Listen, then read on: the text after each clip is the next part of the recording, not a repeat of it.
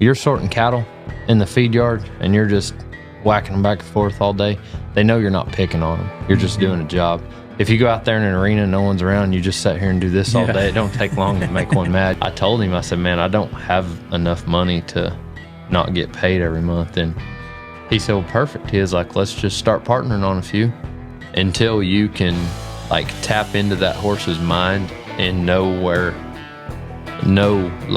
its thought process is coming from. You can't train him as good as you think you can. I think that's probably the one thing that like separates just people that are good with horses versus like the great horsemen is.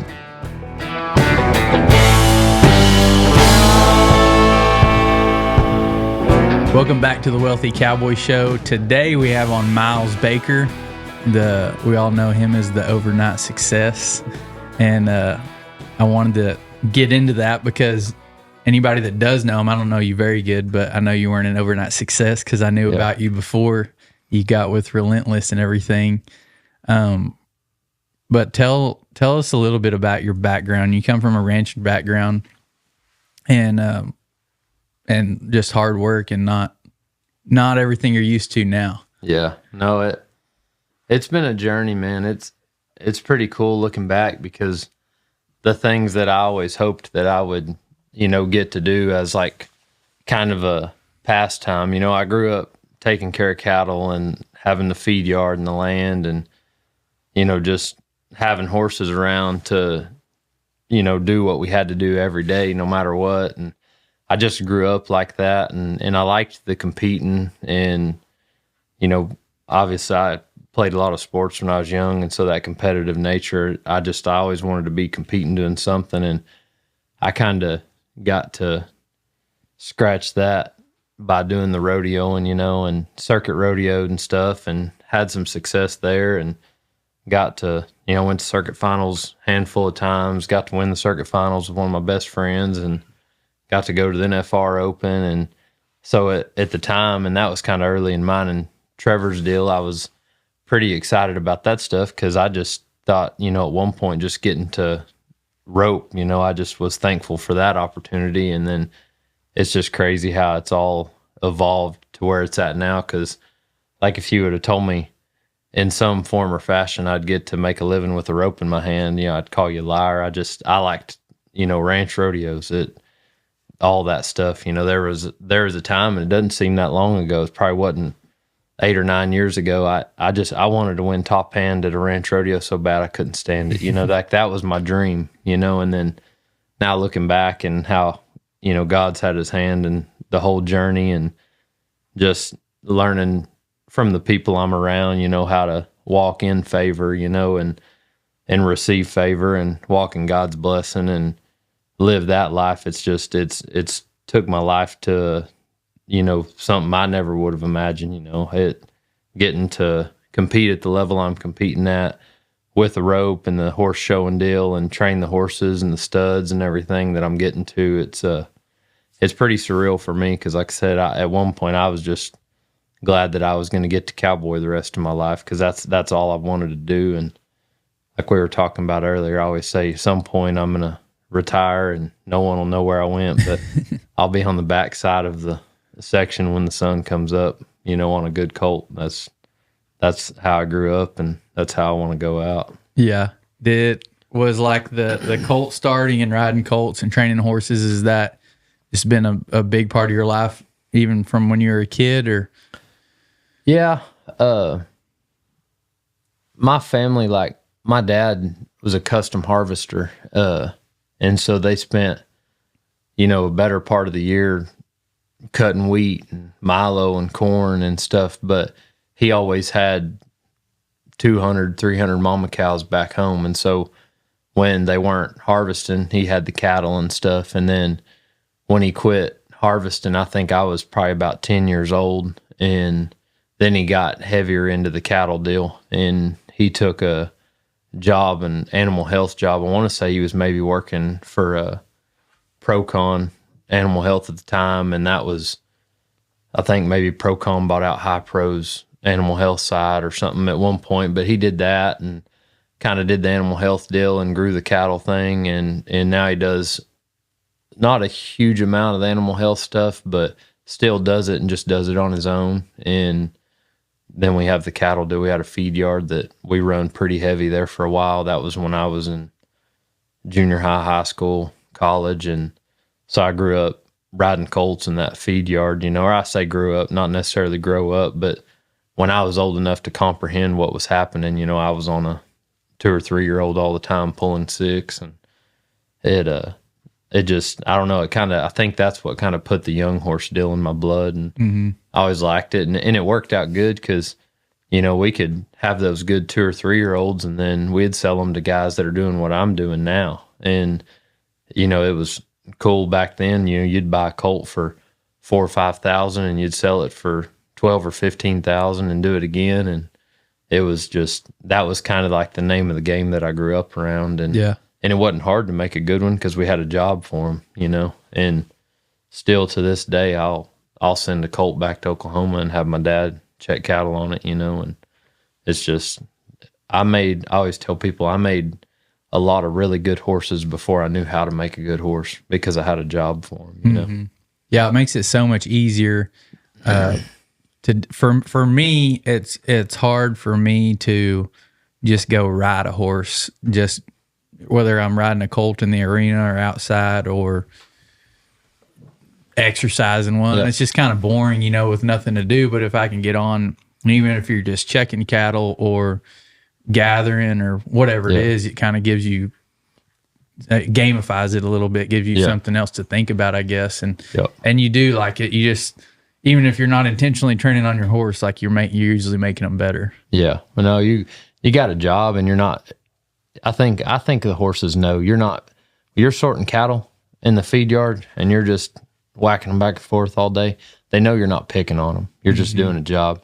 If you go out there in an arena and no one's around, you just sit here and do this all day. It don't take long to make one mad, But it's just, I don't know, the cowboying side of it's just in my blood. And like I got so much respect for the rodeo guys, and I got so much respect for, the guys that have never even heard their name over a loudspeaker. Like I'll always talk about guys that I know, and I'll say, he's a real cowboy, and I don't mean any disrespect to the rodeo cowboys. I just mean that, that no one's going to call his name.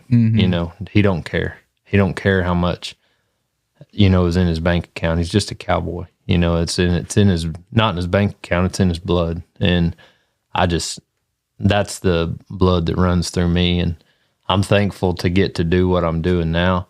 And I love it. And I want to get to do it forever, and to get, like I said, to get to compete at the level I'm competing at. And, one of my biggest forms of income right now is what I win. And if you would have told me that, like, hey, someday your biggest form of income will be what you win with your rope, I'm like, what? I don't rope that good, But like I said, God has a plan, and I've got to be around people that have, I don't want to say taught me how to live better, but really like how to live a better life, And Trevor's been a big part in that, because when I was around him before I knew a lot about him, I was like, man, this guy's good, but I don't know that he's that good. Like, I don't know that, like, how to get 26 gold buckles, or how do he win? Everybody says 7 million. That's just what he won in the PRCA. Like, I mean, he's probably won 20 million. And outside of, you talk about timed events and jackpots and all of that stuff that wasn't ever recorded. And I'm like, I just don't see how a guy can do that. But then you get to, like, being around a guy that, like, knows how to walk in favor and walk in the blessing, and, like, knows God's promises for your life. And I always tell people, like, Scripture says, like, He wants us to have it on earth as we'll have it in heaven. And so you get to, like, reading into stuff, and you're like, God has promises, like, here on this earth for us that, are things that we know we'll have when we get to heaven. But, like, those promises are made for us on earth too. We just don't know how to get them. We don't know how to receive them. And I got down here to Texas and got involved in a church and have a pastor that preaches that. And then one of my best friends, Trey Johnson, and he preaches that, and Trevor preaches that. And I'm just around guys all the time that like understand the law of reaping and sowing, and so more or less I learned how to sow the right seeds. And like you said, like the guys that were around me, cowboying and ranch rodeoing and everything, like they've always known that, like I could cowboy and could function a horse and all this stuff. But like to a lot of people that knew me, like you said, it is like, well, it's an overnight success. But I think all along I was like sowing these seeds of like hard work and labor and horsemanship and roping, but I never knew how to like reap the benefit of what I was sowing. And then I got around people that were like, taught me how to, like said, reap that benefit. And then all of a sudden it was just like, boom, it was crazy. And I was talking to somebody about the other day, I think 3 years ago, I won like 10,000 at like the rope horse futurities. And then 2 years ago, I won like 30,000. And then last year I won like 200,000. And this year we're halfway through the year and I've won 300,000, and it's just like, just in 3 years, it's just, and like, it's not the work I've put in 3 years. 3 years ain't enough time to do that. If you want to be good at a craft, it takes years on years on years of just, Usain Bolt or whatever said he trained 12 years or something to run 10 seconds or whatever, and that's the truth. Like it takes longer than that. But I think I took off like on the level of what people would call success because like I had sowed those seeds. I just didn't know how to reap the benefits of them. And then now I'm not seasoned in it by any means, but I talk to a lot of people that I'm like, hey, you're missing out on this, man. Yeah. Like I know you've put the work in. There's more for you than what you got, and you've put the work in. You're just not, getting to reap the benefits yet. And so, yeah, I think most people know that the whole deal of sowing and reaping, you reap what you sow, but nobody realizes, like actually breaks it down of you plant seeds, and at the start of the season, then you have the whole growing season and then you reap. So yeah, a lot of people are like, they start, whatever you say, planting some seeds, doing a few of the right things. They're like, why is nothing happening yet? Yeah, they give you up forget on about it. the growth season. Yeah, and I'm, now that you say that, I'm thinking like, I'm lucky that like through the growth season, I didn't have to think about it. Like I got up and I had cattle to check and I had horses to ride. And so like I went and checked my cattle. I rode my colts doing that. And then when you get done with that, it's like, well, I'm not going to sit around and twiddle my thumbs. It's like, saddle some up, let's rope. And so I just had this like ongoing pattern of like getting up before the dark, get all my part. Like when I was in Oklahoma, our land, like we're pretty spread out, and our land, like the Highway 62 that runs between Lawton and Altus, we've got probably 350, 400 cows south of 62, and then the rest of them are north of 62. Well, my dad would run his medicine route and deliver medicine, cattle medicine to everybody. And so I'd wake up and I took care of everything north of 62. Those were mine to take care of, and he had south of 62. And like I would take care of all those cattle, and I could be done feeding and counting and stuff by 11 o'clock, and I'd grab something when I run through town and I'd just go rope, and I got the way I had done some stuff with Trevor when I was in college. He seen a video of a mare I had on Facebook, and he called me one night, and I remember, he was my hero when I was a kid, and I got pictures when, I was 4 years old, and, he was, just starting rodeo when, he was 21 or whatever. And then I got pictures when I was 10 and he was in the, the kind of really getting going in the prime of his career. And it was just like, he was my hero. Well, he calls me one night when I'm at Stillwater, I'm in college. And I remember I was eating tater tot casserole at my cousin's house, and this weird number from Texas calls me, and it's him. And it's like, this kind of, I was like, somebody's messing with me, whatever. And he said, I seen a video of a gray mare you had. I was curious if you'd sell her. And I was like, well, at the time, I was like a 4-header. And like I could ride a horse good, but I hadn't put the time in roping. I could use my rope, but I wasn't a header at that point, And I was like, man, I'm going to be completely honest with you. I can't ride her. Like, she was a race horse and she was cool.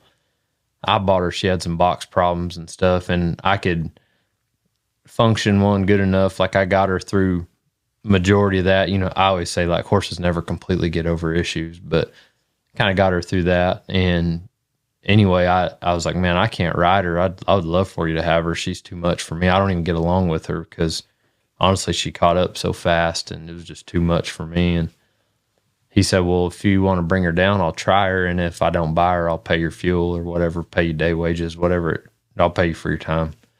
And so I took her down there. He ended up getting her. And then we did a couple other trades over a 2 or 3 year period. And when he retired in 18, I want to say it was maybe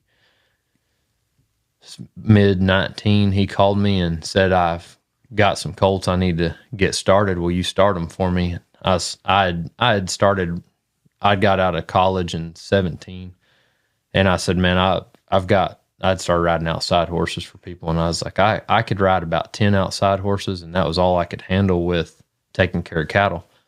And I said, I just can't do it right now. And I said, how many do you got? And he's like, well, we bought 10 of them. And he said, how many can you take? And I said, I can take one. And he was like, just one? I was like, yeah, man. I was like, I know the opportunity in front of me, and I told him that day, I said, I'm obligated to these people, and I can't do that to them.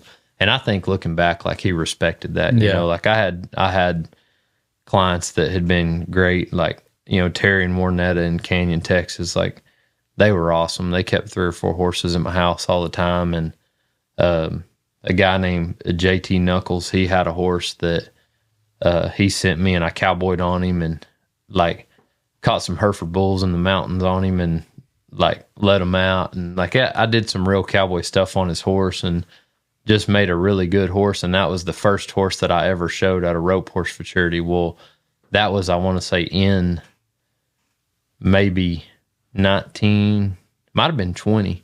And Trevor was there watching that year, and he ended up buying that horse. Well, he bought him from JT and I as a 4-year-old, and he just starts tripping steers on him. And he made the tripping finals the next year on him when he was 5 and won the world tripping on him. And which I'm like, that's a testament to cowboying on a horse, because he just made a good horse. But I had guys like saying JT and the Martins and stuff that they believed in me a long time before anybody else seen what was even capable of doing with a horse. And so I was like, man, these are my people. I can't do them like that. I appreciate the opportunity, but I'll take this one. Well, I get her like September of her 3-year-old year, break her, ride her, just use her, start heading on her. And I took her to Fort Worth that next year, which I think would have been like 21 or something. And with, 1 year of riding, and I won like second in the 4-year-old deal at Fort Worth and maybe placed like 7th or 8th in the overall average, but won pretty good money on that mare. And that was the first like deal me and him had. And I think after that, he sent a few more in the meantime, but they were like 60 dayers, just start them and I'd send them back. And he kind of got a taste of, how much time I put into them. And that really got mine and his deal going to where I took some horses. I had a handful of them at that point, and including that mare, I still had her, and took him down there. He just called me one day, and it was raining everywhere. And I guess I'd talked to him. He knew I was rained out, and he said, why don't you load them horses up and come just have a little show and tell. I'll look through all them horses. Well, at that point, I had probably 6 or 7 of his horses, and he rode them all around and roped on them and stuff. And I think about it was pretty funny because there was one that he called Stinger, and this guy gave this grade colt to Treston, said, y'all can have him. And Stinger was such a bad animal. And I called Trevor several times, and I was like, hey, I'm I'm not even charging you for riding this thing. Like, he's an outlaw. And he had kicked me. He had tried to just kill me. You couldn't bridle him, couldn't saddle him. And I was like, he's cool. Like, he could move his feet and he'd drag his wheels and stuff. And I was like, I'm not going to charge you, but I'm going to keep riding him and see. And it just makes me laugh looking back because he was going to hill one. And I was like, hey, this sucker's feely now. I was like, I'm not telling you to take your spurs off, but I'm telling you, don't grab him. And the first one he heals, he kind of squeezed him into a stop and gigged him, and this stinger just straight through there. But anyway, that was the only bad part of the show and tell that day. But anyway, he rode him and felt everything. And when I was leaving, he said, hey, I think it would make a lot more sense if me and you were partners versus me paying you, because I was charging him. I mean, honestly, not near enough. I was probably with feed and care and labor, which, I mean, my great wife, she was cleaning stalls before her 9-to-5 job. Like, I would leave the house at 3:45 and go check cattle. I had a spotlight on top of my pickup, and I could call them in, spotlight them, get a count, and I could do most of it in the dark. Well, she would get up when I went to feed cattle, and she'd clean stalls, and she'd go work her job. She'd come home, and she'd clean all the stalls. Well, between the outside horses and my own, we had, 20 stalls to clean, and she would just work. Like, she took a lot of the workload that got me and her, to where we're at now.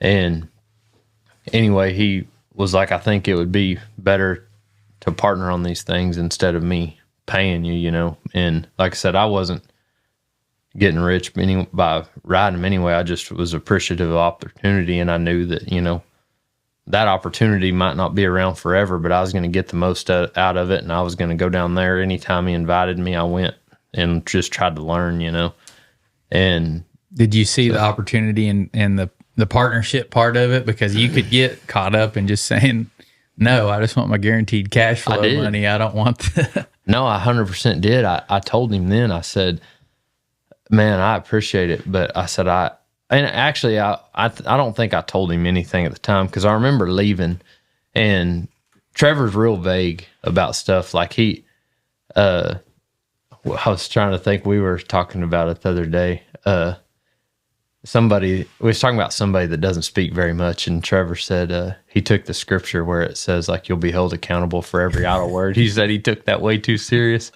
But I was thinking, like, that's Trevor. Like, he doesn't just talk to hear his own words, And he didn't say much. And I remember leaving and asking my wife, I'm like, what was he getting at? Like, partners? And then she was like, it seemed like he wanted to partner with you. And so I called him back, and I was like, would you want to partner on these horses or whatever? And he was like, man, I just think it'd be a way better opportunity for you.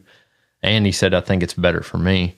And I just told him, I said, man, I just can't. I said, I don't have money, like, we always had dependable vehicles and like good trailers and stuff.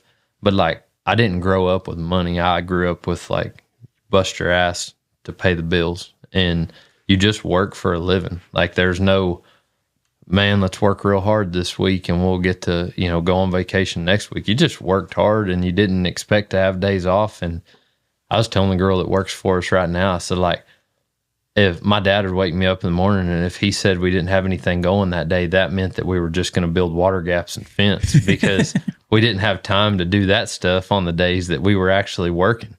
And so, like, you didn't want to hear that then. No, there wasn't days off. And I told him, I said, man, I don't have enough money to not get paid every month. And he said, well, perfect. He was like, let's just start partnering on a few, and I'll keep paying you to ride the rest of them. And he said, you just tell me how your money is. If you need to make the money, I'll buy the horse and I'll pay you to ride him. And he said, if you got enough money to live, then we'll partner on him. But he said, you will make more money partnering. I'm just going to tell you right now, it'd be a better deal for you. And so I think Daisy and I owned, like, about, I had a good head horse. And then, well, I want to say we owned probably 4 or 5 like colts that I'd bought as 2-year-olds or whatever. And we get into this deal and we get to rolling. And one day he's just like, what do you have? Like, what stock do you have sitting around? And I had I had some, like I had a Frenchman's guy that made a real good head horse, and I had a once in a blue boon that made a real good head horse. And anyway, I took him down there and he rode them, and he just valued all of them, and he valued them fair. I mean, for anywhere from 30 to 75,000 is, he was like, this is what I could just pick up the phone and sell this horse for today. And so he bought into that half of those horses. And so then all of a sudden, like, I got to use that equity that I had built up in those horses to buy more horses. And then all of a sudden we went from having, the very first horse we had, we called him Marlowe the Good Dinosaur because his neck was so long. But we bought him for $4,500, and I made a good head horse out of him. And that was our first horse. And then all of a sudden, we had 6 or 8, and then it just grew and grew and got in the stud deal and the breeding deal. And it's just crazy how, like the things have just built up over time, and now it's just it's really a family deal more than anything. It's pretty cool because it's just like we just get to wake up and rope all day, and we're like one big family, and it's just quality time. And sometimes it's just like, man, we're getting to make money doing this too, And so it's pretty cool. We have a lot of fun and just around a lot of good people, Before you met Trevor, you're saying you were already shown at the rope horse futurities? Yeah, I wanted to do that stuff. Like it intrigued me because, like I said, getting to circuit rodeo, I thought that was real cool. I enjoyed that. I could work all week, and I could enter a rodeo Friday and Saturday night and give me something to think about all week long and get ready for. And then I'd go and I'd have the next week to, think about what the run or whatever. I just enjoyed that, Mm-hmm.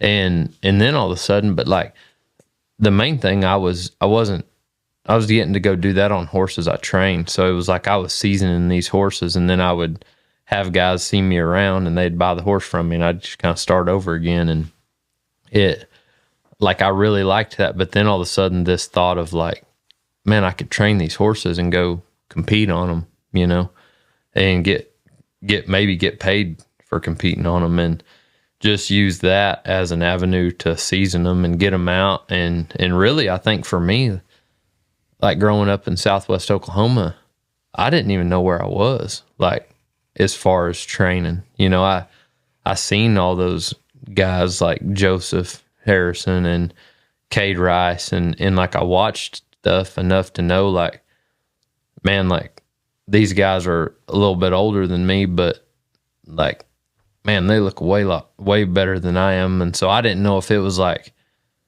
David and Goliath, or I didn't know if I needed to just keep riding 2-year-olds because I didn't have a chance with a rope in my hand. But I was just like, man, I could get to just go show up and see what's happening, Test yourself a little bit. Yeah. And so anyway, I did, and didn't do any good, but Trevor bought that horse. And then the second horse I got to show was a Starlight Gypsy that Trevor and Larry D. Guy owned her, and they called her Lady. And that was the one I did good on that next year. And then, like I said, I've just got to evolve, and now it's pretty cool because I feel like at this point, like I'm getting to show some studs that I think are, studs that'll be getting talked about in 30 years. I think the sons of these studs people are gonna want them, and they're gonna be producers. And so it's cool to look back, and because I've always been interested in like these great horses, like who was behind these great horses, and I just think now I'm to the point where I'm like, man, maybe someday, like when people talk about these studs that, made their mark in the industry, like, man, who showed and trained or who trained them, who showed them, and maybe get to have my name marked down in a little bit of the rope horse world history, and it's just that's fun for me because at one point I just thought it would be really cool. Like I always had this thought in my head that I might get to train a horse and then get to go watch Trevor like show it in October at the Futurity. Yeah. And I was like, man, it'd be cool to get to sit in the stands and see Trevor showing one of my horses, And never thought you'd be on it. Yeah. And now it's cool because like we get to show up a lot of times and, him win it, me win second or vice versa or whatever. And just to get to be, really like banging heads with him, at the futurities. And it's pretty cool, I would win second every time for the next 20 years behind that guy because of what he's done for me, and just having that amount of respect. But to just get to bang heads and be that close with him competing at those deals. And then, like I said, the guys like Joseph Harrison and Cade Rice and Andy Holcomb, Tate Kirchenslager, like it's getting to the point where like there are some horsemen in the rope world. And in the past, there just wasn't, the ropers depended on somebody else to break a horse and get it trained up good so they could just back in the box and rope on it. And and now I think that like our game's evolving to where I think we're going to get to the point where when you talk about horsemen, you got to talk about some of the guys that ride the rope horses, Yeah. The first time I'd ever seen or heard of you was at Ranch Roundup, like in, I don't know, it was probably like 18 or 19 or something. We went up there to sell some dogs and, look at the trade show and stuff. And I talked to Crumpler and he was like, "Oh, we're in here watching the Ranch Horse show was going on." He's like, "We got to watch Miles." Yeah, that show. metallic CD out of a door in there that I got from him. I remember that horse. I called him Bull because he was tough as hell. But we went, I was like, okay, I don't know who this guy is, but we watched it. I don't remember anything about your run, but I remember we watched it. And do you still do any of that? I mean, I see the horses you ride and y'all's gender reveal, that big slide and stop and stuff. Are you still putting that kind of a cow horse feel or training on those horses and then transferring it over? Or how does that work? If you're baling hay for yourself or for the public, you're going to be using either net wrap or twine, and you probably want to use the best and get it at the best price. Overpaying will ruin your margins, and bad quality will cause busted bales, which can be a huge mess, plus destroy your bottom line. Check out Texas Net and Twine. They're a family-owned and ran business and can deliver all across Texas, and they are processing payments with us at Diversified Payments.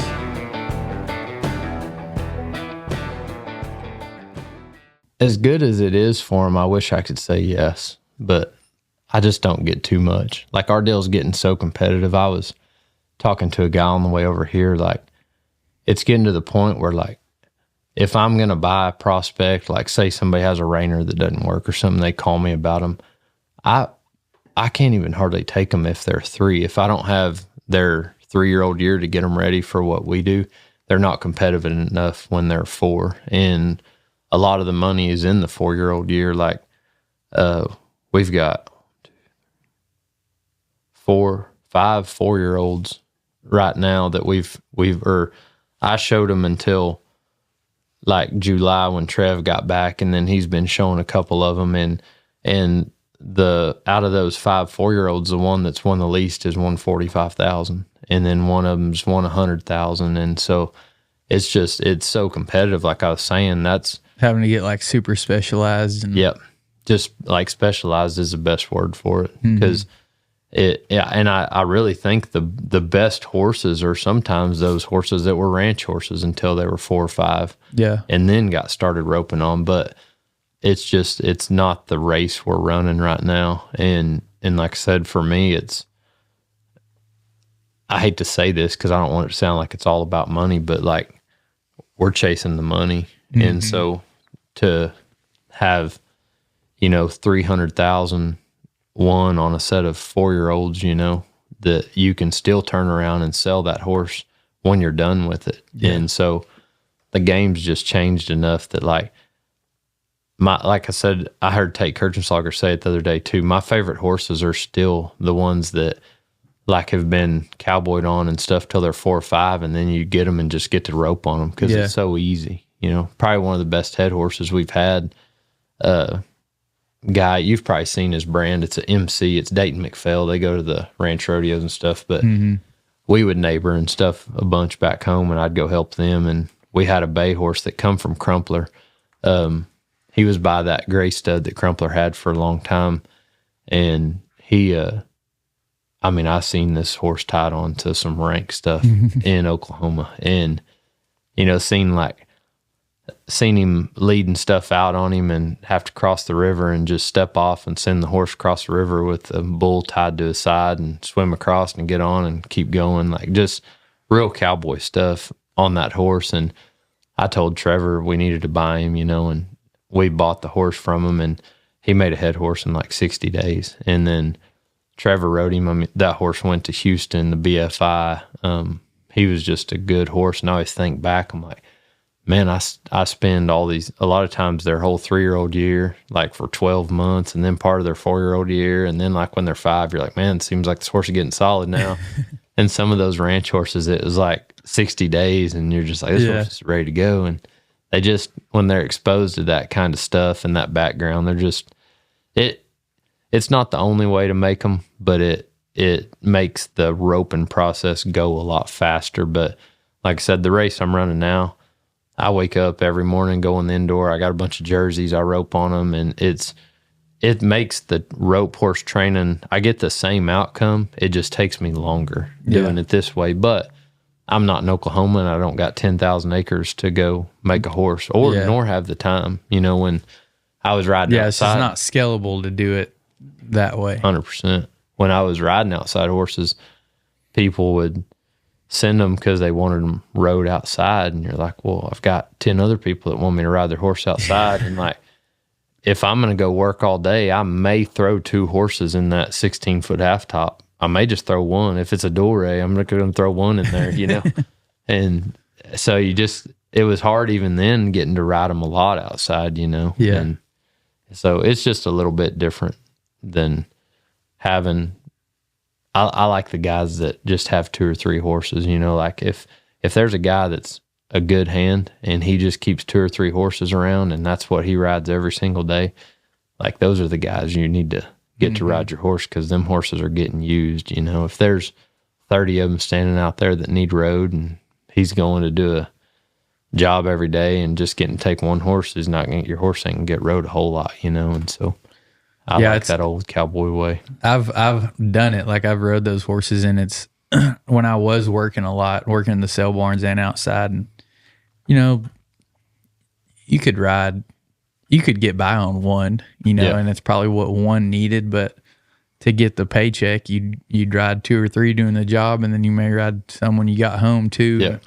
Try to keep them alternated, but if you can, I mean, I've seen it. If you can buy like just a decent bred horse, just a decent horse, and go work on them and camp out on them, they just get, and you're a decent hand at it. I mean, they're going to get broke enough that you can go.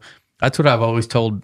I've never made, anytime I get a horse that's like good enough to bring a little bit of money, they're usually gone. I usually sell them. So I never get to make anything like super nice, but I tell those guys, I'm like, dude, this horse is like, can you do this on him? Can you do that on him? Like, he's broke enough. Like, if you're handy enough, you ought to be able to turn a steer, heel a steer, rope a calf, whatever you want to do on them, run barrels on them.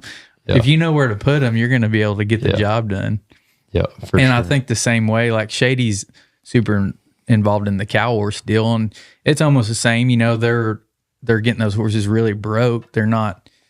I always make fun of her because some of those horses, you take them outside and they freak out at all the different stuff going on, but they are broke. And then if they're not making it for her, or I just take them over, however it works, I start roping calves on them, and it's just, they usually take to it pretty easy. And and I'm like, by the time they get done doing all this stuff, they think that roping pin's super easy, I think. Yeah. One of the studs we have, Chris Dawson, showed him and won good on him at the snaffle bit Futurity when he was 3. And I watched him go down there, and I kind of seeking after him because I just seen him. I could tell he's a real good horse, and didn't have the opportunity to buy him after the snaffle bit. And then first of the year rolled around, and they called, and I don't know what the deal was, but the guy wanted to sell him. And so I went over and rode him and bought him. And I want to say, like, had never had any, he was just a cow horse, no roping. And in 60 days, I took him to the AQHA show in Oklahoma City and won the I'm not an AQHA guy. I didn't even know what I won. You won something on him. But I won, like, he was like the high point horse, amongst the 4 judges or whatever. And so it was just, like you're saying, it's crazy how fast those horses that have been exposed to that pressure or that broke and know how to hook up to a cow and stuff, you can just, not saying you can't, it's always a process to tell people, just because you can go win something on them don't mean they're finished, and we see that a lot in the futurities. My 4-year-olds have won a lot of money and they're not finished yet. It takes time. Usually you got to take them back home and work on them. Yeah, it takes time to like really season a horse and have him to where, in our world, people want them to be like a computer program where they never mess up. Well, it takes a long time to get them there. It doesn't take that long to get them where you can do something on them. But it takes a long time to get them where they never come undone, if they get in the wrong Talking hands. about like a 15-year-old horse or something like that. Something that's just, it don't matter what you do, you're not going to change him. Like, it takes a long time to get a 3 or 4-year-old to that point, and so the cow horse and stuff, getting them broke like that, it does make a big difference. And I like that.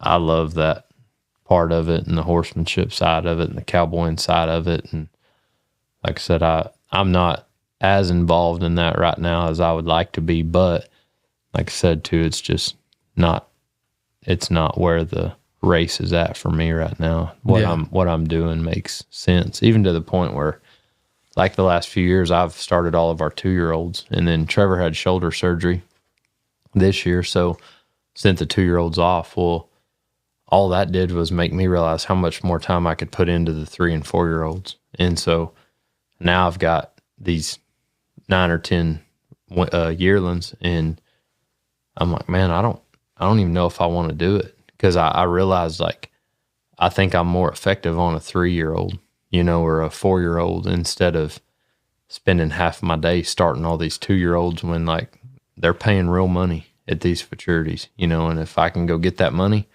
and pay somebody else to do this stage of it, if I got somebody that's good enough to do a good job, then I think that might make more sense for me going forward than me spending half my time starting 2-year-olds, Mm-hmm.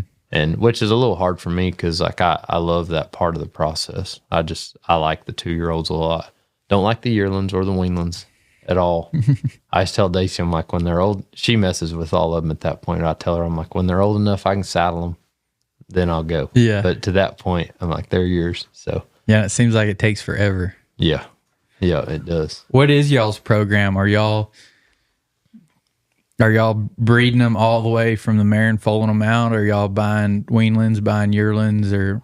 We've got, so everybody in the horse world kind of knows what Solo Select is. And the guy that's part owner of Solo Select, him and my dad did he's a little older than me. And when I was in like junior high, probably junior high, he was in college, and him and my dad did quite a bit of horse stuff together. And they'd buy some good 3-year-olds or whatever and use them, rope on them, and sell them. And anyway, he's Solo Select now. And so we kind of got hooked up partnering on those studs and stuff, and then mares. And so we've got some good stud horses. We've got some good mares with them, and we're raising some stuff that, Trevor and I will go on and show. And then Trevor and I have 4 or 5 mares of our own that were mares that, like, he rodeoed on, or mares that, we had that were real good mares that got hurt or something. And we have some of our own. And so pretty much I'll still look at horses, and somebody has a good prospect or something. I'm not too prideful to think that I have all the best horses. I'll still look, because I'm like, somebody may have something better than what I got. And so I'll always go look if somebody calls me and says they have a good one. But for the most part, we have enough of our own stock, like with our breeding program, that now we don't have to go out and necessarily buy anything. And if you were going to buy, you're only wanting basically a 2-year-old or an early 3-year-old or something? Yeah, just because I like to be able to have that 3-year-old year to get a foundation on them. Mm-hmm. And everybody always wants to come over and watch me ride, and I'm like, y'all don't know how boring it is, because I start real early in the morning and I start going real slow. I mean, I've got those jerseys and I'm just, it's repetition. It's slow and teaching them where to put their feet, how to hold their body. And it's so slow Are you and just repetitive. pin roping them or? Yeah, pin roping. And then they're so slow, I'll rope on them out of the box. And it's like I got a couple 2-year-olds that, I don't know when people watch these things, but like it's September and I'm roping on a couple of my 2-year-olds out of the box because I've got calves that will literally just walk and trot. And so I'm just banging the gates and following them to the end and breakawaying and just, it's so slow that like you could definitely argue that it was pointless, but it's just kind of painting a foundation on there at the bottom that like they'll always come back and remember that like I did this when I was 2. It's not that big of a deal. And so more than anything, I don't know that I'm necessarily training the horse for its job yet as much as I'm training his mind that this is okay. Yeah. This ain't a big deal. We got all day and we'll go slow and I can just get them to where, and like I ride a bunch of race horses and I can just pretty well train their minds to be good. I'm not saying they are good minded, but I can train their minds to be good. And that's just a big part of it. Like I said, it's slow and it's tedious, but it plays a big part. Like my 4-year-olds this year, I've showed them probably 8 futurities now already this year, and the wheels are still on the bus. Like they're better right now than they were in February when I showed them for the first time, and that's a lot on a 4-year-old to show them that many times. And it's not like when we show up to town we run one cow. Like we're roping in 4 headers every time. We got to go through a whole jackpot basically. And so if their mind ain't on your team, then it's a long haul. So when you're getting them like 2 and 3-year-old and you start roping on them, a lot of really slow stuff, and then start mashing kind of 4-year-old year. Yeah, and like I'll mash through their 3-year-old year occasionally. I'll put heat on them and bring them back down, and I'll put more heat on them. I'll bring them back down, and I get asked the question a lot. They're like, "So at what day do you start running fast cattle or whatever?" And I'm like, I don't know. I just if sometimes if they're having a good day, I'll score something out there and I'll ride to them like a wild Indian. And when I get there, I'll just slow them down and gather them and walk off like it was nothing, to where like I'm literally just training their minds to be like, all right, this is not a big deal, Yeah. And so it's more about like just it's an everyday deal, and it, like good horsemen talk about just having a good ass, like having good feel and knowing what your horse is telling you. And I think that's probably the one thing that like separates just people that are good with horses versus like the great horsemen is just feel and knowing your horse. And I always tell people like next to Trevor and like who's the king with a rope, the guy that taught me the most about training rope horses was Shannon Hall, and he's a cutting horse trainer. And I always joke that Shannon can't rope, and he'd be mad if I said that, in public, which I'm sure he'll call me and say, "You told people I can't rope. Do you not know how good I rope?" But like, he's just a horseman, and like he could just tap into them horses' brains. And so I'd go over there. I'd have to leave my house at 1:30 in the morning to get to his house when he started riding cutters. But like, I would just turn back for him and just like watch and learn and study everything. And those guys, like when it's hot and they're working horses, like they don't really want to answer questions. And so like I would always try to ask questions that like had multiple meanings to it, to where like I could learn a lot of stuff by asking that one question. I was just real strategic about trying to get the most out of that opportunity. And he taught me more about just training a horse than anyone ever has, because he could just tap into their mind. It wasn't like make them do anything. Yeah, he wasn't jerking and spurring and hoping that like something clicked inside their head. Like he could click it inside their head and then start schooling on them, and it just, that's when I was like, man, there's more to just training a horse than just this bare repetition that you're just hoping that it connects, And so I think like that's where my passion lies. I like that stuff, you know. Yeah, it's like a mind game. Yeah, 100%. Makes it seem like less repetition, but it is a lot of that. But you're also playing with their mind. Yeah, I always say my favorite group of horses is my next group of horses, because like I've got a awesome set of 4-year-olds this year. They've done amazing, and we're just now getting to the end of the year. Like we'll rope for as much money in the next 3 months. Like I'd say 50% of the money that we'll rope for all year is coming in the next 3 months. And like these 4-year-olds have done great, but like my 3-year-olds are my favorite class because they're green, they're like young, they're naive, they don't know nothing. And like I'm just getting to put it on them right now. And that's fun for me. I like that. And then I'll know how good of a job I did next year, you know. And I think this year, like the first, I want to say maybe 4-year-old futurities this year, I won them. And Trevor wasn't there. And it was a good stepping stone for me because like you can imagine being Trevor's partner, like everybody's like, well, they just win because Trevor, you know. And so like the first of this year, I had a point to prove, you know. I was like, Trevor's the man. No one will, I mean, it's probably won't ever be anybody as good as him, but like I've put work into, you know, I'm not, I heard multiple people say, oh, he's just hanging on to Trevor's coattail. And so when Trevor was out for shoulder surgery, I was like, all right, let's go. Yeah. Like I got a point to prove. And so I just come out swinging on those 4-year-olds, and they did good. And that was when I was like, okay, I did a good job with them when they were 3. This is what I need to change next year. And so it's like that class that's coming, that's about to get to start showing, is always my favorite class, because that's where I feel like the most training. There's a lot of managing that takes place after that when you start showing them, but the training takes place before that. And I want to be judged on the training, you know. And so I just always like that younger class. Yeah. What is being around Trevor and the, not just him, but like now I'm sure you've had a lot of other doors open from him and the things that you're accomplishing on your own, like being around those people, and it's like a whole different environment than what you were in, and not just like cowboys, but now you're in a whole different environment. What's changed in your life? What have you learned through that?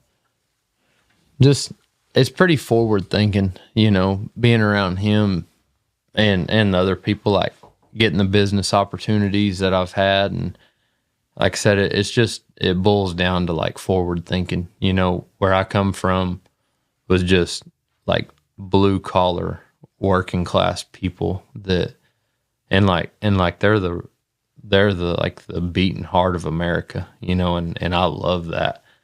But it was almost like you know, I'm a cowboy and I'm just going to cowboy until I die. And it's just what I do.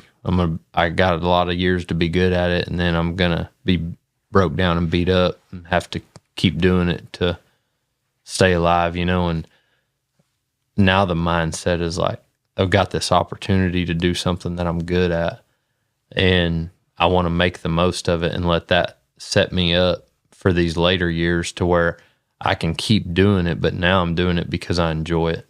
You know, I'm not having to do it, you know, to stay alive. Like I got this backstory and these credentials that I built up while I was like making a living, but now I'm to the point where like, this is what I've poured my heart into my whole life. And so I can stay hooked with it and keep doing it because I love doing it, you know. And so it's just a forward thinking, like everything I think of now is like, am I setting myself up to where when I'm 50, I can keep doing this? You know, I'm 30 right now, and I'm in the prime of my health and my riding. And I'm like, these next 10 years, I've got to be smart. You know, I got to be smart with my money. And fortunately, like I said, I come from custom harvesting and ranching. You don't get paid every day. You don't get paid every week. You got to take care of your money. And so I have that mentality of, you know, and, you know, we've been so blessed the last few years. Like we just built a place, built a new house and everything right next door to Trevor, and glory to God, we were able to just pay for it. Daisy and I, like I said, we've been so blessed and got to live around like Trevor and, like I said earlier, people that know how to stand on God's promises and everything. And one of the first things that Trevor ever taught me was in the book of Malachi about tithing. The scripture says that if you bring forth your tithes, God will pour out a blessing so big you won't be able to take it all in. And I'm like, I've been around people my whole life that's like, oh yeah, God's good, God bless America or whatever. But like, it was just a saying that like they didn't live it, and like I've learned to be able to live that. I've learned how to stand on those promises and like I understand like God even has like, you dig into the Bible, there's financial laws, and I've had a bunch of people teach me like God wants your finances to be blessed too. And like he's blessed Stacy and I so much because, we got dependable vehicles. We got a house that's paid for. Like we have all this stuff that I know I'm not capable of doing that on my own. I know I don't rope that good. I know I'm not that good with the horse to have the things that we have. But like I said, I've been around forward thinking people that know how to prosper and know how to live that way. And so that's the main thing for me now. I just want to set it up. And like we just found out we're having twin boys. And so now like I'm already in that thinking like where everything I do is for them. And so I want to think like, okay, how am I setting myself up for them boys? How am I setting that up? And my dad and we've been buying some more land back home, and I'm not home to do that right now, but I love that. And I'm like, one of these kids probably going to want to hang out with Uncle Trevor and team rope all day, and one of them's probably going to want to do cowboy stuff, and I want both of them to be able to do it, And so I'm super blessed to have the ranching deal and the roping deal and get to live both worlds. And now that it makes perfect sense that I'm going to have two boys, And so, like I said, it's being around that business opportunity has been really good for me just because, like I said, it's forward thinking. It's not just about here and now and I got this paycheck and where can I spend it? It's like, all right, how can this help me get to do what I love when I'm 50 and 60 and I can't do it as good, That's what becoming a father did for me. Was like, let's look down the road, and see where we want to be then, and then what we can do for her and all that, instead of, like you said, like my 20s were like just day by day or week by week and short term. And if you got money, then let's spend it. If not, we'll just go work some more. I remember when Trevor and I started partnering, I had $1,200 in my bank account, and I had a nice pickup and I had a good dependable trailer, and I had things that were nice, but I just depended on like that paycheck that was coming in because that was how I had to function. And, now I look at it and just how things have changed just from, the way God's plans, come through my life, and it's helped me prosper and the reaping and sowing. And it's been a game changer. Yeah. And I mean, what has Trevor taught you on that end, on the business side of, because it's cool to see rodeo guys, like, because you see like two ends of the spectrum. A lot of rodeo guys just are broke in whenever they quit or have to quit. And then somebody like him that gets to retire on his own terms, and it seems like is pretty smart financially and business minded. He's done a lot of like retirement stuff. He did that when he was rodeoing, and then he does quite a bit of real estate. And the real estate hasn't been great lately, but like I got into some real estate stuff with him, and we've done some of that. And then we had the opportunity to sell majority of our real estate, and then we turned around and put it into some studs and stuff, and just kind of moved some money around to where it could make the most at the time, But I think he's always been like I'm talking about, just forward thinking. Like he was able to retire when he was 40. You know, his kids were getting old enough that he wanted to start following them around. Mm-hmm. But he had been setting himself up for that. And Andy always says now, like, he retired so young, but he's like, if I would have known I could have retired sooner and still made money, I would have retired sooner. He just didn't.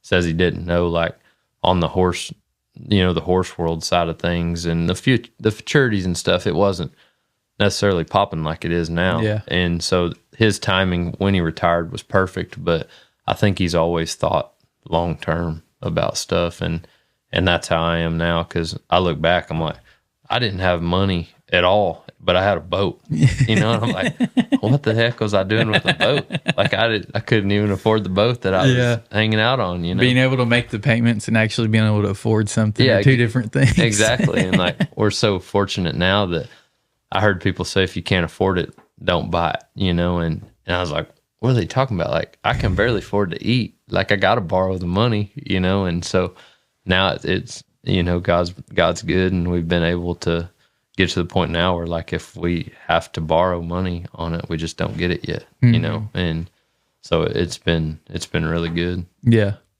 Where do you see long-term thinking? Like, where do you see the rope horse industry going with the futurities and kind of how all that's going?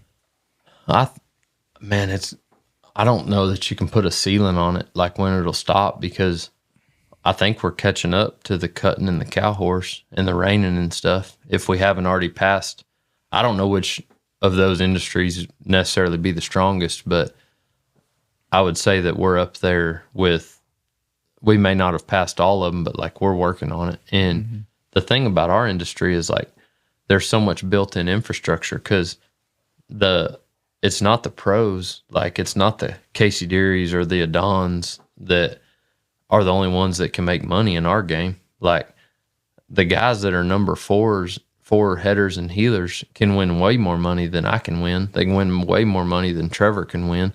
And so you're telling me that the guy who works 5 days a week and just ropes for a hobby can go to Vegas in December and hang out and, you know, drink beer, gamble, have a good time, and win more money there than the professionals can win? Like, there's not another industry that has that opportunity. And so I just don't, it's blown up. It's been great.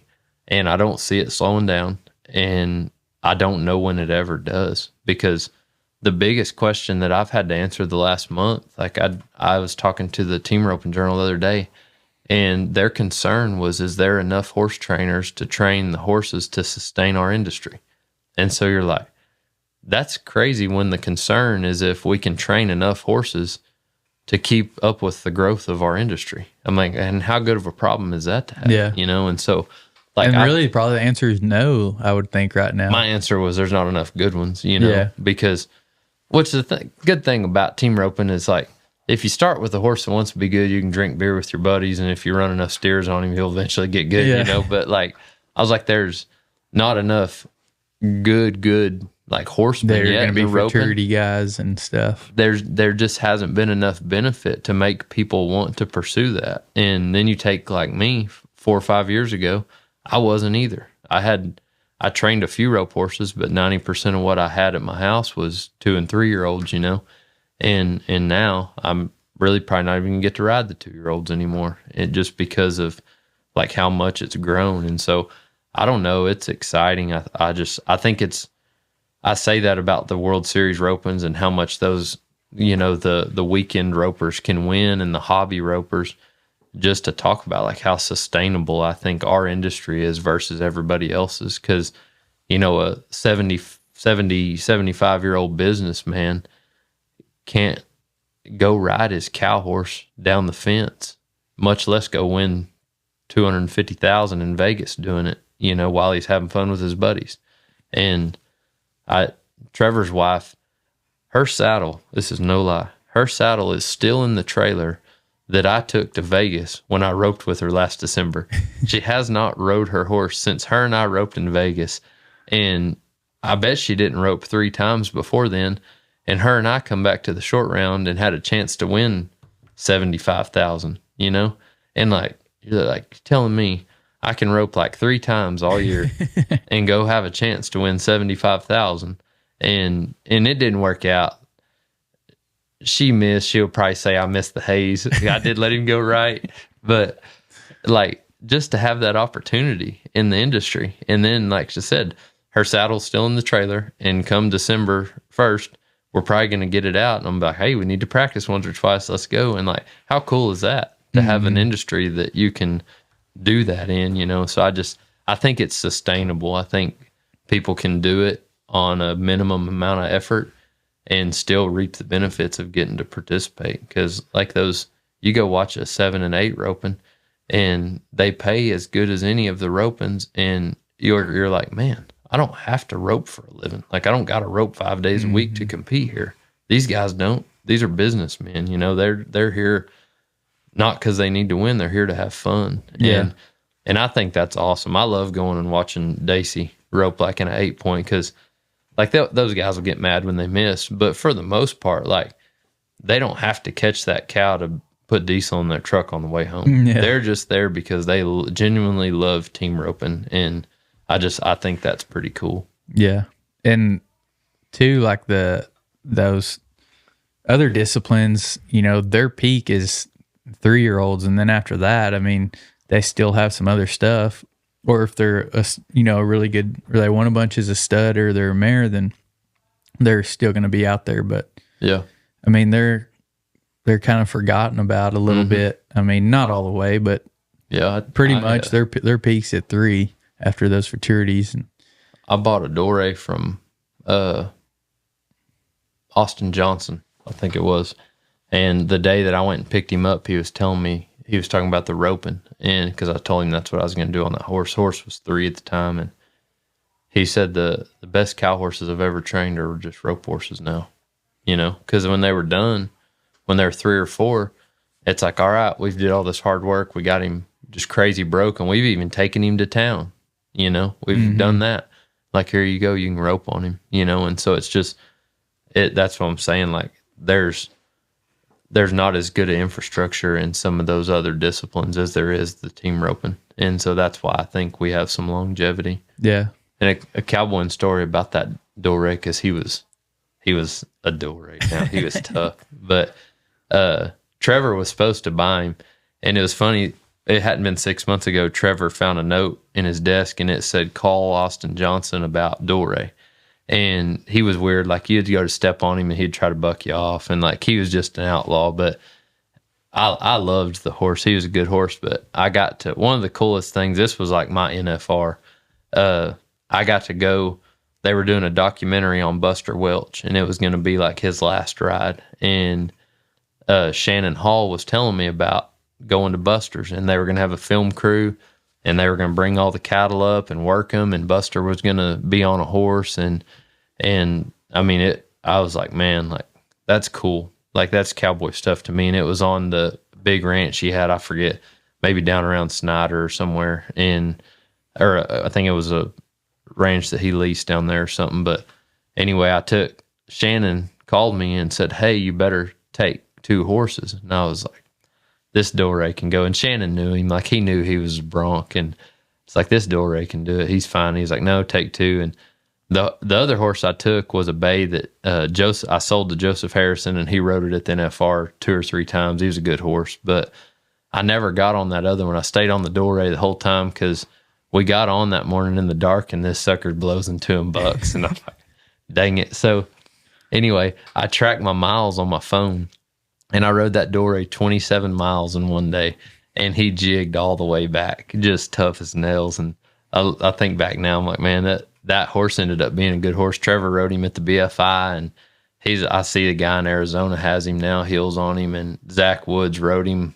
I want to say he rode the year that we won the Prairie Circuit Finals, and like made a good horse. But I'm like, man, if he wouldn't have went them 27 miles that day, he might not have been as good. Yeah. But I always think back, that was a pretty cool story to get to go just ride alongside somebody like Buster Welch. I remember coming down off a big break and see all the cattle below me, and I looked over to my side, and Buster was just easing his old sorrel down the hill. And I'm like, there's a lot of cowboys that would die to get that opportunity, you know, and I just, you know, happened to get to be a part of it. I always thought that was pretty dang cool. Yeah.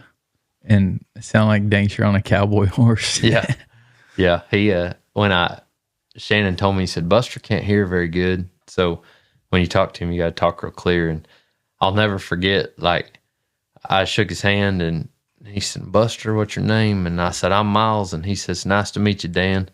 And I was like, you know what, today, because like he was like, Trevor's the king of the Cowboys in his world, and like Buster was the king of the Cowboys in his world. And I was like, man, Dan ain't bad today. I'll take Dan. Yeah. Hey, Dan. Yeah. Oh, yeah, me. Yeah, okay. Yeah. What about the futurities? It seems, I was talking to Jeremy Barwick about this, like, it seems like those futurities, like everybody's got their own idea on that direction, and maybe it's going to have to be unified and have like a better judging system to get it up to like the cutting and the cow horse and the reining all have. What is your take on all that? I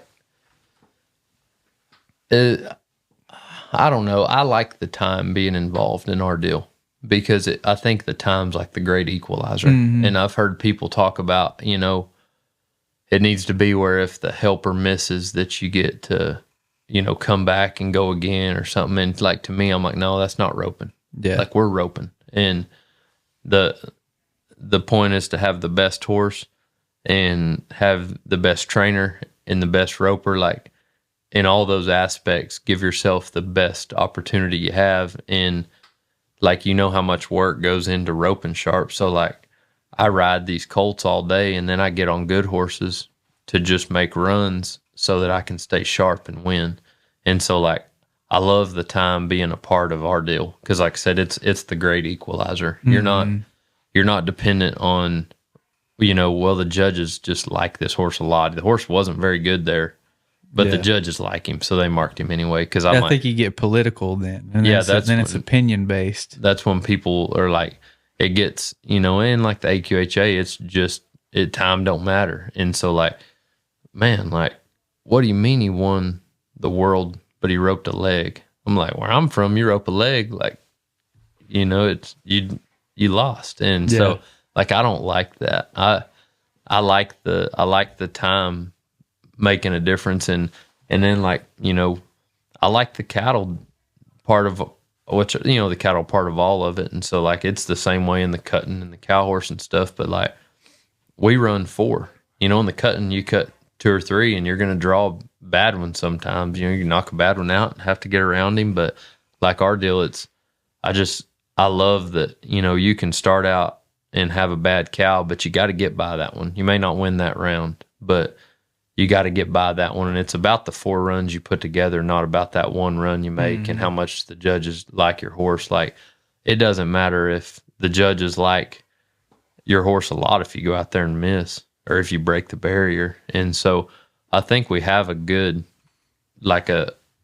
setup for the format. I think more than anything that we've got to get to where like we know what the judges want. Yeah. And when the futurities, the very first few I went to, the judges would say, hey, I like a horse that runs like his hair's on fire and lets you stick and like make stuff happen fast. Like I want a rodeo BFI type head horse. Like, all right, perfect. The next guy, like, I want to see something run up there. I want you to take 1 or 2 swings, rope, show that you got control. I want him to hit his left leg and go all the way to the end of it. I'm not worried about if you turn a 7-second cow into an 8-second cow. I just want to see that your horse pauses at every maneuver enough that a guy that's in the stands watching can get on that horse and rope. Like, all right, perfect. I know how to show my horse, you know?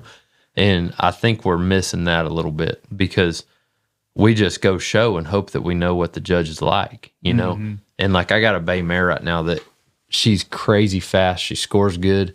And when she does stuff, it looks like I'm just trying to show her off, and I'm not. Like, she just has that appearance to her. And so it's awesome because like if the judges want to see a real run, she's real. If they want to see something that has a lot of appeal to it, it's got a lot of appeal to it. And so to like win the most at the futurities, that's the kind of horse you need. But it would be good if because we've got a lot of horses that you can ride them however you want. If there was just enough communication on like, hey, this is what we want to see, and then that eliminates like, well, the judges just don't like me. It was like, no, well, he said he wanted horses easy to rope on, and your horse button hooked back to the head box. Yeah. Like, and so that would eliminate, I think, a lot of like the question on the judging is just more transparency. Yeah, communication. Mm-hmm. Yeah,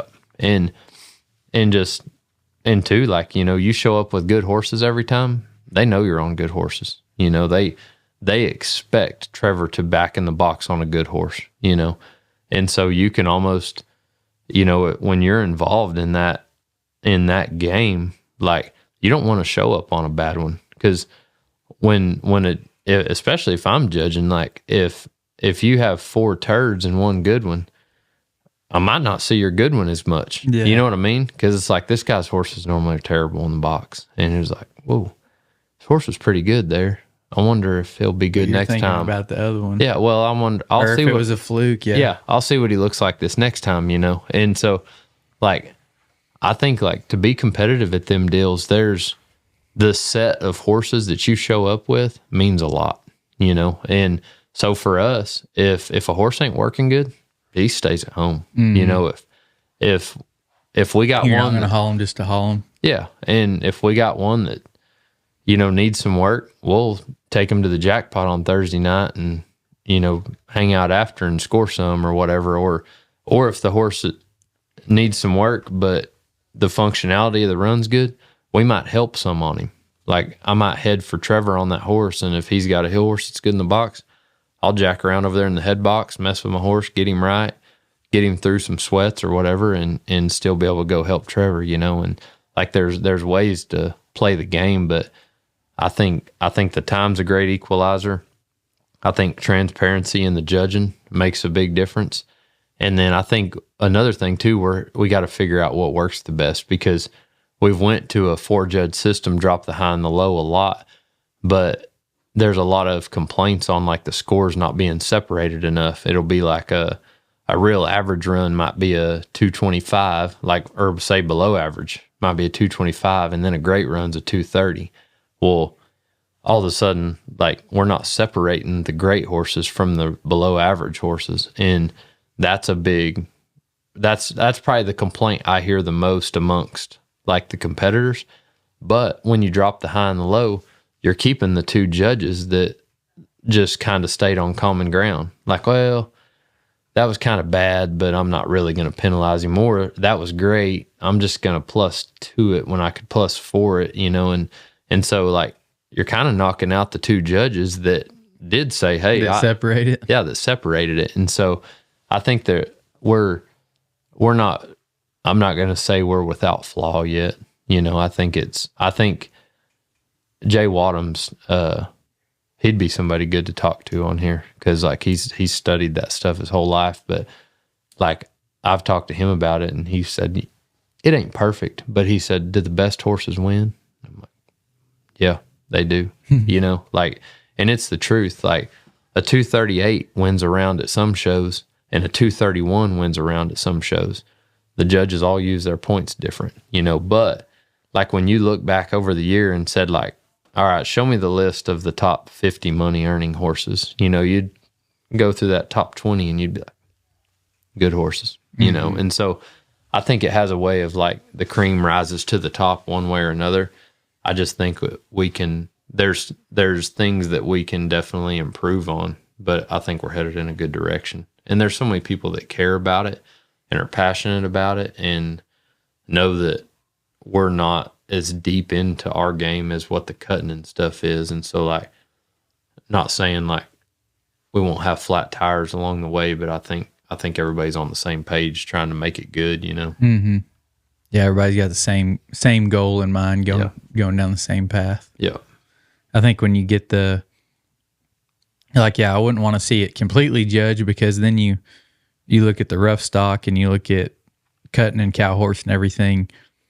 There's so much emotion there. I mean, you cannot sit there and tell me, no matter how many judges are, who they are, that when Casey Field rides a horse Oh, at the NFR that he doesn't get a little bit higher score than somebody else. I'm scoring him. Yeah. Just because it's like, he's the standard. Yeah. And, know? And it's not like you can't get that out of your mind, or one of the rights or whoever in the cutting in the cow horse. Like there's going to be some bias no matter what. So that's what I tell Shady. You know, she comes from the cow horse deal, all judged, and I've only had rodeo my whole life.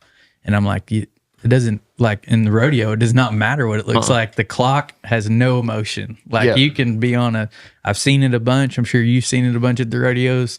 Somebody that is riding a complete dink can be a good hand or have a little bit of luck, one or the other, and just and beat you. And you're like doing everything correct. And you're like, damn. No, it's like that. That's why I like it. Cause I was 3 times this year. I've been high callback out of Futurity and messed up. Like either waved it off or broke a barrier or something, and went into the short round with a great lead. And so it was like, all right, prove that I've had the best horse today, but they didn't write my name on a check because I didn't do my job. And I love that part of it. You know, I think that's how it should be. I think you don't do your job, you don't get paid. And like I said, I've had a great year and I've won a lot of futurities this year, but those 3 haunt me because I'm like, I had it done. All I had to do was do my job. And I'm like, I'm glad I didn't get a participation award. Like I got to do better than that. You know, I don't accept that,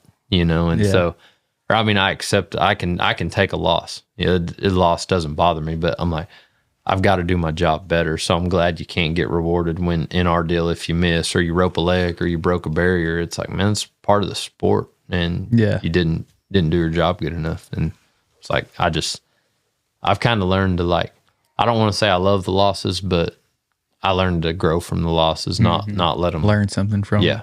Yeah. Strand Smith told me that one time Cliff Cooper told me, Strand Smith said that about Trevor. He said, Trevor won like he did because he was the only guy out there that was better at losing than he was winning.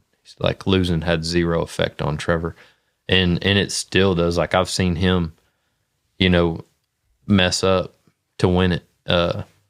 And he's been high callback at Fort Worth, I think, twice now. And, you know, maybe 3 times. Boom Boom Firecracker. Horse we called Dagger, and then horse that Larry D had. He's been high callback 3 times and hasn't won that show. Just never got it done. And it has 0 effect on him, you know. And then we were at Rock Springs, Wyoming the other day, and the Stevie Ray Vaughan horse, the stud horse we have, is a great horse. We're second high callback, and I messed up. But, like, it just has no effect on him. Like, I messed up for him, and I've messed up for him before plenty.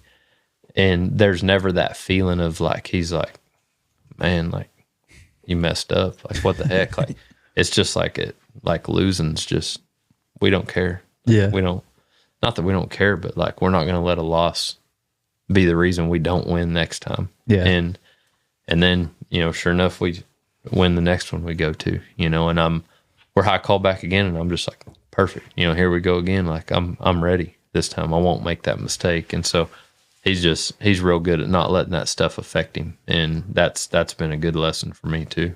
Yeah, that's a hell of a mindset to have. It's very tough, but it's good to have. Yeah, for sure. No, that's a learning process because it's hard to forget about those things and be ready to swing the next time, you know, but you got to be. What's your favorite bloodline of horse? We're kind of discovering that in the roping. I think, like, my best head horses right now are like a run cow cross. Those to the point where, like, when somebody calls me and has just a cut and bred horse, I really pretty reluctant to even go look at them because, like I said, the best horses we have are that cow run cross. And then in the hill horse, it's a whole nother game. I've had some rein and bred horses that were amazing, but I've got to kind of manufacture the cow into them, like teach them how to read these different situations and how to hold their body in certain situations. And then you got like the Stevie Ray Vaughan stud that we have. he just holds his body good. He reads the cow good and he holds his body good. And once I taught him position and timing, it's been game over ever since. He's won 200 and something thousand, and he's just halfway through his 5-year-old year. And so I think what I tell people is like, breeding for a head horse and breeding for a hill horse, with as competitive as our stuff is getting, is nearly like breeding for a reiner and breeding for a cutter. They're that different. Heading, I want something cold, like cold-blooded, that'll stand there and score and like close the gap fast, but then hit their ass and unhinge on the end of it. And then heeling, I want something that runs like they're on water, like I don't want to feel them hitting the ground. I want like timing in their stride, and I want them to go to the ground smooth and hold their body right. And it's just like, so on the head, and like I want this fast, raw horse that's just, I can pull on him in the corner and he'll stand there and then just unhinge on the end of it. And then on the heeling, I want this, dainty moving, can walk on water feel that can just set on the end of it. It feels like a bus. You tied something onto a bus. And so it's weird, like navigating that breed. And I don't want to, I'd be lying if I said we had it figured out. Yeah. But I know that Stevie Stud's as good of a hill horse as I've ever swung a leg over. He's a Stevie out of a Pepto mare. And then the head horse that I've won a lot on this year, she's a PYC Paint Your Wagon out of a Playgun mare. And I think the Playgun mares on a racehorse, like a racehorse stud, I think there's something there. I don't know what it is, but like I think it's like putting metallic cat on a Doré mare. Like there's something in that cross that's good, and I think there's something in that racehorse cross with a Playgun mare that's good, because I've got a winner's version 3-year-old that is out of a Playgun mare, and she's better at this point in the year than the mare that I've won 100 and something thousand on this year that's 4. And so there's 2 of them that are the 2 probably the best 3 and 4-year-olds I've ever had that are a racehorse out of a Playgun mare. And so if it happens a third time, call me about your Playgun mares, because like it feels like there's something there. They're quiet, they're cold, and like they're dull-minded, like they're not overreactive, but they can fly and move their feet. And so I'm like, all right, there's a lot of attributes that I'm trying to connect that have been in that cross so far. So anyway, I'm telling everybody my poison right now, but giving away your secrets. Yeah, but that then you got to ride them a whole lot after that. Yeah, but that's been a good cross. So anyway, and sorry, not to stay on this one, but like I've bred the reigning stud that Trevor and I have back to like our metallic cap mares and stuff, because like the reiners they don't have enough natural cow, but like the cutters sometimes are too cowy, and then they don't go to the ground as smooth. Like they're more abrupt, or like they'll catch the ground harder. And so I'm like, got to find something out there too where I think I can cross those 2 worlds and get the hill horses. And so I've got them on the ground and I've got them in training. We'll just see which ones like to win, I guess. Yeah, and go from there. What's the best piece of horse advice you've ever got as far as training a horse or picking a horse? Man, I love getting to look at like yearlings with guys like Ty Smith that really know, like Larry Rice. He raised the mare that I've done really good on this year. Conformation, like I've learned a lot from them guys about how horses are built and being able to tell if they can run and stop and hold up and things. But like, I would say the advice that's got me the farthest in my career would be like being around Shannon, and you've got to learn to think like a horse. Like, you can't train this horse if you can't understand what's going on in his head.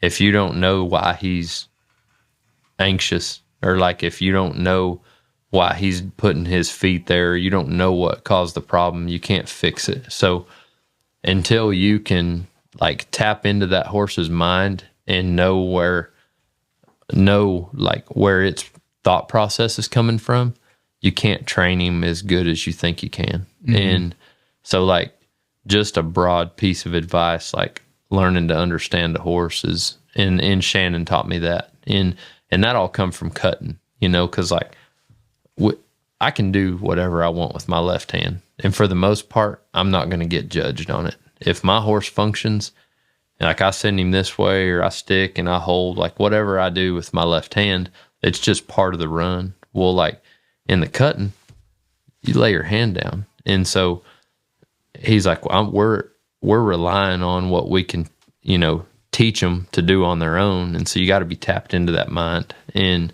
so like learning to be inside the horse's head is a game changer. And I'm going to say less than 1% of horse trainers can actually do it. Like a lot of people can, manufacture some stuff and put some sweet stuff on a horse and really get them doing it. But like not a lot of horse trainers know what's going on inside their heads, and so I'm not, and I don't a lot of the times. It's something as a horseman that like, I'm always trying to make sure that I'm moving towards that mark, cause the best horseman that I've ever been around in my life was always talking about their mind. It wasn't talking about draw and their body being here and doing this with their feet. It was always about their mind. He's thinking this. I got to get him to think this. And like, I seen him try cutters and like a cow would break off this way and he'd shove that horse up there. And like when the horse would catch, he would push him past that point and see if the horse would come back to a cow. And I'd watch him work his. And like he could push a horse past a certain point and not do nothing. And that horse would start backing up where he's like, I know I'm not supposed to be here, and it was like, he was tapped in that horse's mind so much that like he could make the horse, like if he let him or made him mess up or get too long, that horse would just start coming back on his own because he knew that wasn't right. You know what I mean? Doing it out of understanding instead of fear. Yeah. And so I think like as a horseman, that's something that like I want to be able to do that. I want to be able to train one that's just that good at their job. I think it's a different level than what we've seen in the roping, That's what I had a guy tell me one time about. I was very innocent, I guess, before I moved to Stephenville and went to college. I roped with the old guy there and just real natural. You didn't use a jerk line, in the practice pen or nothing. And like, you just got them horses and kind of naturally working. And that's what he always said is like, you want him to understand his job, not be fearful of getting whipped if he doesn't do it. And then I learned lots of tricks you can put on one to make them work for a little bit, but it always comes down to the end of it. But that's a whole deal. That's a long-term deal. Like just because you log one a couple times doesn't mean they're going to understand they need to sit on the end of it and pull. So you got to have the patience to go through it all. Like I'll try to shortcut it sometimes, but you have to, you pay for it somewhere. Mm-hmm. Yeah. And I'm all about like, I want to win. And so like, my goal when I'm training something is to train them to where I can win on them, and I'll mash the gas sometimes, but like like we was talking about earlier on the 3-year-olds, if I've done my job good enough, generally when I mash on the gas, I don't have to pay for it like somebody that just used some tricks and gimmicks to get their horse to a certain point. Like they've got holes in the training process, and if I don't let there be any holes along the way, then when I have to mash the gas or whatever it be, then generally my stuff should stay together pretty good, and we're dealing with young horses. It's probably the most humbling thing ever. You can have the wheels fall off the bus at any time, no matter how good of a trainer or roper or whatever you are, it's going to happen. But like the most preventative things you can do, like I said, putting the foundation on them, doing all that slow stuff, and then being understanding of the horse is going to eliminate a lot of it, you know. What advice would you have to a guy that wants to be involved in the horse business, be a horse trainer, and just kind of getting started? Most small businesses fail in the first 5 years of opening. There's a few issues that cause businesses to close. One is paying too much in overhead expenses. Two is not getting enough customer traffic. And three is not converting enough of that traffic into sales. If you want to ensure success in your business, these issues must be addressed. Check out the link below and book a call with me to see how we can help keep your business open and thriving so you're not just another statistic. Man, like being around the right people is the biggest thing. And then I think proving yourself to the right people. You know, they should write a story called Rake the Boxes. Like, just literally, like, you can sit there at a guy's house like Trevor's with a rake in your hand. And if you got that rake in your hand, or a rake in a hand and a hot shot in another hand, you're never going to get fired. You can learn, you can keep the boxes raked, you can keep the cattle pushed up, and you can learn. And in any way to show somebody that you're willing to do whatever it takes. And I think the main deal with that is, like, there aren't many people that are willing to do whatever it takes, you know? Like, I see people get sloppy all the time. They'll come in hot, firing, you know, ready to go win a Futurity, and it's a 4 or 5 year process to get to where you're good enough to win in the Futurity, and they can't make it through the first 6 months because the work's too tedious. You know, the hours are too long, or it gets too repetitive, you know? And I've seen people that, like, I know, I can tell you stories of 2 different people for sure that still come to Trevor's all the time, that when Trevor told me who they were, he was like, watch this guy when he gets over here. The boxes will be raked every time we get back from the strip and shoot. The cow will always be in the chute. No matter who has the button, he'll run the chute manually and have the cow loaded and the boxes raked every time. And sure enough, like clockwork, for 6 hours straight, every time. And that's why I said they should write a book called Rake the Boxes, because it's not necessarily about raking the boxes. It's about a mindset of, like, I'm willing to do what it takes to get to the next step. And you may start raking boxes, but the next step you might be loping horses. And then the next step you might be getting to turn steers for Trevor, you know, or Joseph, or whoever it was. When I first got down there, Joseph would come rope with Trevor all the time. They were still rodeoing some. And man, like, there was days I never got to run a cow, but my horse would stand there bridled up, tie down, clip to the fence, booted up for 6 or 8 hours straight. Because if they would have told me to hop on and turn a cow, I wouldn't have loped a circle. Yeah. I would have been in the box ready right then, just for the opportunity, you know, and just for them to know that, like, you give me a green light, I'm here, like, I'm ready, you know. And so I think it's advice to somebody wanting to start, like, the mindset's everything. You know, I'm far from having it made, and I'm a long way from where I started. I'm a long way from where I want to get, but I still get up at the same time I did when I started. I still do stuff like I did when I started. Like, you can't quit doing the stuff that gets you to where if you've gotten closer to where you want to be, you can't stop doing the stuff that got you there. And you got to do more to get to where you want to go. And so, like, instead of thinking that the better you get, the easier it gets, like, for me, the better I've got, and the more I've won, and the more I've learned, the more I'm doing.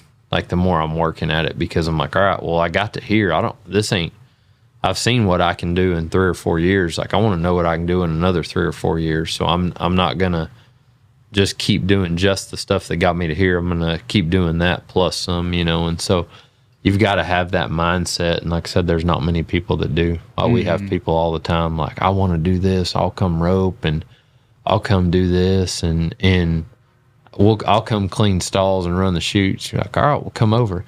Well, they show up with 4 head of horses saddled, ready to rope. And it's like, I went down to Trevor's a few times in my pickup. Yeah, you got to earn your spot. Yeah, just to watch, like just literally to watch. And I think everybody wants to start at the top, but like the guys that I know that started at the bottom and are at the top now, they didn't start at the top, they've blood, sweat, and tears, and there's just not a lot of people that are willing to do it anymore. But there's not a lot of people in the winner's circle either. Yeah. It's in any industry. I'm going to say there's, 5% of the people that do 75% of the winning, and I think those are the people that separated themselves. And I think 90% of it's in their mind, just the mindset. I was thinking about it today or yesterday that now that I've got kids coming, I just wanted, I want them to learn things. And I was thinking about just the motto, never walk. If you have a chance to jog, jog. Because I was watching so we had a guy that real successful in the oil business and big in the team roping, just loves the industry and ropes a lot. Has a son-in-law that makes finals every year, but just really loves the industry, really successful guy. And we had got done tying calves. It was yesterday. And I was sorting some steers back behind the indoor, and there were some calves that needed run out the back. And I watched Trevor sprint to the other end of the arena. There's only 3 of us in the indoor. I watched him sprint to the other end of the arena and start moving the calves. And the guy that was there roping with us, the oil field guy, he was on the other end of the arena. He seen Trevor sprinting to move the cattle. He started sprinting to help him move the cattle. It's 6 o'clock in the evening and we're done. We're in not a hurry at all. And I'm like, these 2 really successful guys in 2 different areas of life sprinted just to open a gate, And I was like, there's something to that. I watch Trevor do it all the time. He never walks. If he has to go get a horse, he jogs. If he has to go help somebody, he's jogging. He's moving. It's never just a walking. And like I was saying, it seems so dumb, but that's a mindset. I can walk and get there in 30 seconds, or I can jog and get there in 15 seconds. And I've got something to do. I'm going to go. And so I think it's the same way getting up every morning. Why get up at 6 when you can get up at 5? That hour ain't going to kill you, or just do it like me. I drink coffee literally all day, every day. And so I think there's a mindset that winners have, and it's not just a kill mode mindset where that guy, he just competes good. No, that guy gets up and moves his feet.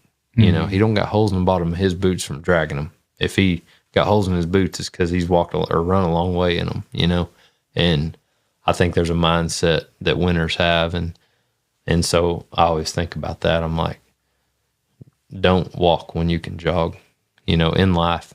I'm not just talking about a pace of traveling. I mean, in life in general, training horses, roping, running a business. Don't walk when you can jog. And I think that's the mindset that separates guys. And I was I was just thinking about it yesterday. 2 successful guys got to push 6 head of roping calves out of the back of the indoor, and we don't have nothing else going the rest of the day. And he's running, and then this guy sees him running, and now he's running, and it's just they're just hustling, and that's how my dad is. My dad's started in life started his grown-up life in a hellacious amount of debt, land, cattle, everything. And has scratched and clawed his way to where he's at now, and it's just, he has that mindset. You won't see him walking, and I don't mean just at a pace. I mean, just in general. Yeah. There's no days off. There's just hard work and hustle. I think there's a lot to that. Yeah. Like you said, in any walk of life, and those guys that are willing to go the extra mile and put a little more effort in. Yeah. They're the ones that are going to win. Yeah. And that's how you get, just a little bit better every day. Because everybody can go out there and run 50 head of steers, but what are you doing the other times of the day? Are you just getting done and going back to the nest and waiting till it's time to get after it again? Or are you doing little things in between, and I study videos all the time. I'm if I'm sitting still, I'm studying videos, I'm watching horses. Like, I'll video horses, and I was looking at videos of a horse today that I think's a really good horse, but he's not great. And I watched a video 100 times, and I'm like, he's just not strong enough in his hind end yet. And so I'm like, what do I got to do to get him stronger in his hind end, to get him to pull the ground more versus like pushing from behind? Like, I want him to get under and pull in the turn. And so, like, is that going to change my life? No. But am I tapped into the process all the time? Yeah. My mind's always on something that will help me win, And I think that's how guys like Trevor have been so good, is just they're tapped into living it, Obsessive. Yeah. Yeah. Yeah. To wrap it up, what's your favorite restaurant? Texas Roadhouse. I could argue this. It's a cheap steak, but it's good, and they got great rolls. My wife loves it. And the butter. Yeah, they've kind of I don't know. We'll blame it on Biden, but when I was in college, Daisy and I could go eat for $17 at Texas Roadhouse. And so we would go eat at Texas Roadhouse all the time because we could eat there for $17. And now that $17 is $38. I'm like, I didn't graduate a long time, like 7 years ago or whatever. And I'm like, how did we go from a $17 meal to a $38 meal? And we still get the same thing. Kamala said she's going to fix it if she gets in office. Yeah. If she was going to fix anything, she would be fixing it right now. So. That's pretty good logic. Yeah. I liked the deal the other day. It said, it was a picture of a wolf talking to some sheep, and it said, when I'm elected, I'll be a sheep. Yeah. And it's like, all right. Yeah, exactly. Yeah. Where's the best place to get in touch with you? Just Facebook, Instagram? Yeah. I some people would probably find it hard to believe, but I really try to get back with people. Sundays sometimes, or sometimes in the evenings, I'll try to respond to people on Instagram and Facebook and stuff. And I'm not great at it. I'm there sometimes, it may be 2 or 3 weeks before I get back to people, but my conscience won't let me not reply to people. And so I'll get back to you eventually, and that's the best way. Facebook, Instagram, whatever, And as far as like the Relentless stuff goes with Trevor, like our Relentless Remuda pages, that's probably the best way to do it because we don't run those pages. And so you're not having to rely on us, like actually getting back to you. It's somebody that gets paid to get back to you. So, really that's the best way. And I always tell people, like, I'm not big at all. Like some people, I've met them and I can tell that they think I'm more important than I really am. And I'm like, I'm just a cowboy from Oklahoma. I promise you. God's given me a really cool opportunity to be where I'm at, but I'm still just Okie that likes to cowboy. So come find me and talk to me, whatever. I'll stop and have a conversation anywhere, anytime. I like people, and I enjoy getting to know people. So I always tell people, don't look at me and think that you can't come approach me, because that ain't me. I'm a small town kid. I've had that too. Like, dang, you're kind of like a regular guy after like hanging around you and stuff. I'm like, yeah. Well, y'all check out Miles Baker, Facebook, Instagram. Keep up with Relentless Remuda and what all they got going on. We'll see y'all next time.